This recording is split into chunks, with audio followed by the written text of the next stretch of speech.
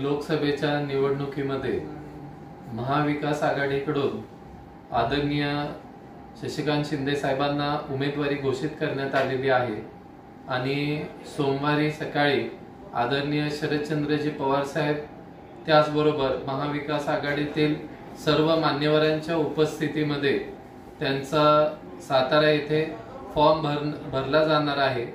तरी देखील या ठिकाणी महाविकास आघाडी यांच्या वतीनं आणि आदरणीय शशिकांत शिंदे साहेबांच्या वतीनं मी या ठिकाणी नम्रपणे सर्व कार्यकर्त्यांना आवाहन करतो की आपण सर्वांनी मोठ्या संख्येनं सातारा येथे आदरणीय शशिकांत शिंदे साहेबांच्या फॉर्म भरण्याच्या वेळेला उपस्थित राहावं असे मी सगळ्यांना पुन्हा एकदा आवाहन करतो। धन्यवाद।